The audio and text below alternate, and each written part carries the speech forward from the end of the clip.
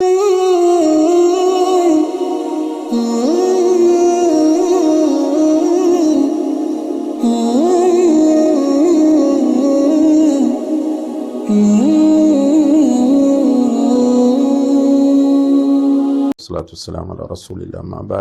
கேள்வியை பொறுத்தவரையில் அடிக்கடி கேட்கப்படக்கூடிய ஒரு கேள்வியாகும். அதிலும் குறிப்பாக இரவு தொழுகையிலே ஈடுபாடுள்ள நஃபிலான வணக்கங்களில் ஆர்வமுள்ள சகோதர சகோதரிகளால் அடிக்கடி கேட்கப்படக்கூடிய ஒரு கேள்வியாகும். உண்மையிலேயே இரவு தொழுகை என்பது இஸ்லாத்தில் மிகவும் ஆர்வமூட்டப்பட்ட ஒரு வணக்கமாக இருக்கிறது. அதற்குரிய நன்மைகளும் சிறப்புகளும் ஏராளமாக கூறப்பட்டிருக்கின்றன. நபிகள் நாயகம் ஸல்லல்லாஹு அலைஹி வஸல்லம் அவர்கள் இரவு தொழுகையில் மிக ஆர்வத்தோடும் ஈடுபாட்டோடும் ஈடுபட்டு வந்திருக்கிறார்கள் என்பதை நாம் ஹதீஸ்களிலே பார்க்கலாம்.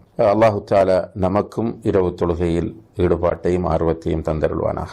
அன்புள்ள சகோதர சகோதரிகளே, இந்த இரவு தொழுகையினுடைய பூரணமான அமைப்பு என்னவென்றால், ஒருவர் இஷாவுடைய சுன்னத் தொழுகை தொழுதலிருந்து சுபஹுக்கு அதான் சொல்லப்படுகிற வரைக்கும் உள்ள இடைப்பட்ட நேரத்தில் தொழுவதை இது குறிக்கும். குறிப்பாக 11 ரக்காத்துக்கள் 2 8 ரக்காத்துக்களும் பிறகு ஒரே அத்தஹியாத்தில் 3 ரக்காத்துக்களும் வித்தராக தொழுது முடிப்பதுதான் இரவு தொழுகையினுடைய பூரணமான அமைப்பாகும். இந்த தொழுகையை ஒருவர் தூங்குவதற்கு முன்னாலும் தொழுது விட்டு தூங்கலாம், இடையில் எழுந்தும் தொழலாம், அல்லது இரவின் இறுதி பகுதியிலும் அவர் இந்த தொழுகையை தூங்கி எழுந்து தொழலாம். இரவின் 3வது பகுதியில், அதாவது இரவின் இறுதி பகுதியில் தூங்கி எழுந்து தொழுவதிலே ஒரு சிறப்பு இருக்கிறது. என்னவென்றால், அந்த நேரத்தில் தான் அல்லாஹு தஆலா அடிவானத்திற்கு கீழ்வானத்திற்கு இறங்கி என்னிடம் பிரார்த்திப்பவர்கள் இருக்கிறார்களா, என்னிடம் பாவ மன்னிப்பு தேடி யாராவது வந்திருக்கிறார்களா,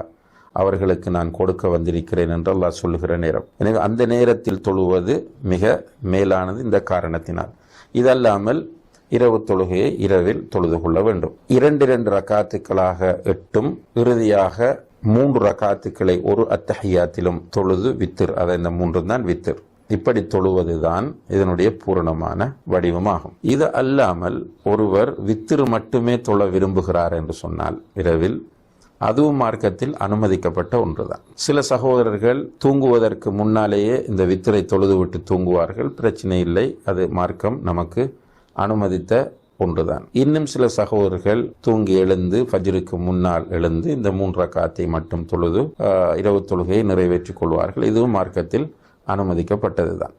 சில சகோதர சகோதரிகள் வளமையாக இரவிலே 8 அல்லது 6 4 தொழுது விட்டு வித்திரும் தொழுவார்கள். இப்படி வளமையாக தொழுது வரக்கூடிய சகோதர சகோதரிகள் சில நேரங்களில் அசதி காரணமாக, டயர்ட் காரணமாக வித்திரை நேர காலத்தோடு தொழுது விட்டு தூங்கி விடுவார்கள். இப்படி அவர்கள் தொழுது விட்டு தூங்குகிற போது அவர்களுடைய அந்த டயர்ட்னஸ் போய் இடையிலே விழித்தெழுகிற நேரத்தில் அவர்கள் வளமையாக தொழுது வந்த அந்த இரவு தொழுகை தொழ வேண்டும் என்ற ஆர்வம் அவர்களுக்கு வருகிறது. அதனால் தான் இந்த கேள்வி அவர்கள் கேட்கிறார்கள். பொதுவாக வித்திர் தொடர்பாக அல்லாஹுடைய தூதர் ஸல்லல்லாஹு அலைஹி வஸல்லம் அவர்கள் சொல்லும் போது, இரவு தொழுகையில் இறுதி தொழுகையாக வித்திரை ஆக்கிக் கொள்ளுங்கள் அப்படி சொல்லாங்க ஒரு செய்தி.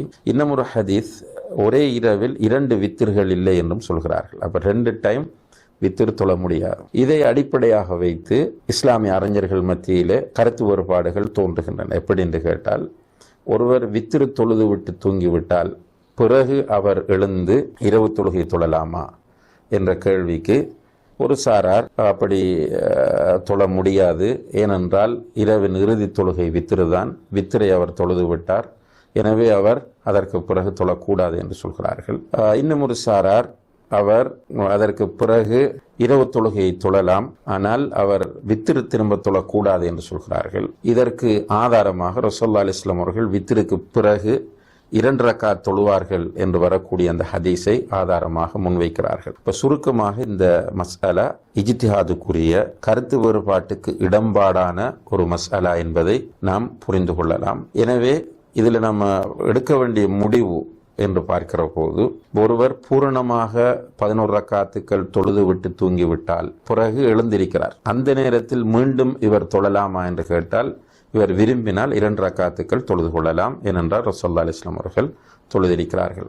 வித்திர் மட்டுமே தொழுது விட்டு தூங்கக்கூடிய ஒருவர் எழுந்திருந்தால் அவர் இதற்கு பிறகு இரவு தொழுகை தொழுவதா என்பதை பொறுத்தவரையில் நான் ஏற்கனவே குறிப்பிட்ட அந்த கருத்து வேறுபாடுகளின் அடிப்படையில் வல்லாஹு ஆலம் அவர் அந்த ரசூலுல்லாஹி அலைஹி வஸல்லம் அவர்கள் தொழுதார்கள் என்று வரக்கூடிய அந்த 2 ரக்காத் தொழுகையோடு போதுமாக்கி கொண்டால் போதுமானது. வல்லாஹு